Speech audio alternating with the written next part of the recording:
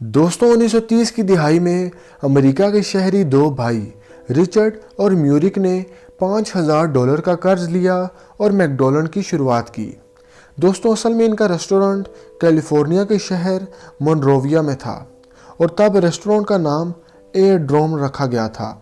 तब रेस्टोरेंट के मेन्यू में सिर्फ हॉट डॉग्स पर तवज्जो दी जाती थी, मगर 1940 में वो सैन बर्नार्डो शिफ्ट हो गए और उन्होंने अपने रेस्टोरेंट का नाम तब्दील करके मैकडोनल्ड रख दिया। मगर चंद सालों के बाद भी उन्हें उतनी कामयाबी ना मिल पाई जितनी उन्होंने सोची थी और 1948 में रेस्टोरेंट आर्जी तौर पर बंद भी हो गया था। मगर फिर नए आइडियाज़ और पैसों से दोबारा मैकडोनल्ड का आगाज़ किया गया। तब मेन्यू में सिर्फ बर्गर्स, फ्राइज़ और मिल्क शेक्स पर गौर किया गया, जो आज भी वैसा ही है। दोस्तों मैकडोनल्ड के मुलाजमीन उस शख्स का ऑर्डर नहीं लेते जो ड्राइव थ्रू में घोड़े पर सवार होकर आया हो, क्योंकि दोस्तों 2013 में एक खातून अपने घोड़े पर बैठकर मैनचेस्टर में मैकडोनल्ड के ड्राइव थ्रू पर ऑर्डर दे रही थी कि उसका घोड़ा रेस्टोरेंट के अंदर चला गया और उसने फर्श पर गंदगी मचा दी और रेस्टोरेंट के ओनर ने उस खातून पर केस कर दिया।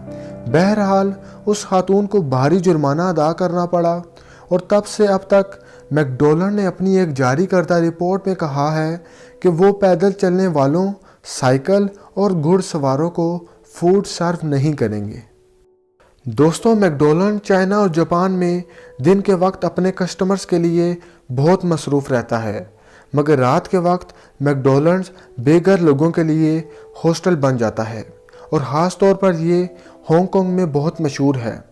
दोस्तों मैकडोनल्ड का रात को हॉस्टल में बनना तब से शुरू हुआ जब से 2015 को हांगकांग में मैकडोनल्ड के बाहर 7 घंटे तक एक भूख से निडाल बूढ़ी खातून को नज़रअंदाज किया गया और उसे खाने को कुछ ना दिया गया और भूख से उस खातून की मौत वाक़या हो गई।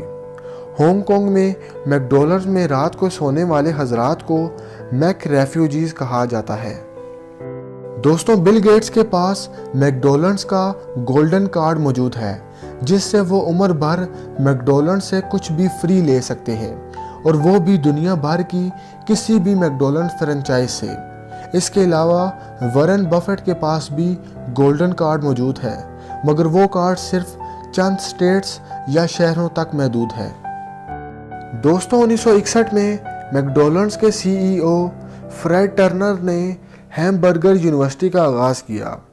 दोस्तों इस यूनिवर्सिटी का मकसद मैकडोनल्ड्स के तमाम फ्रेंचाइज को सफाई, सर्विस और मेयार पर तवज्जो देना था।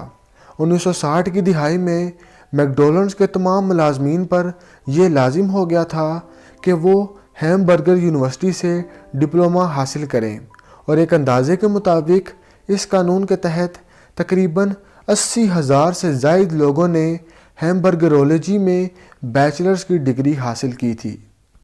तो दोस्तों ये थी मैकडोनल्ड्स की तारीख और चंद दिलचस्प हक़ाइक़। उम्मीद करता हूँ कि आपको ये वीडियो पसंद आई होगी।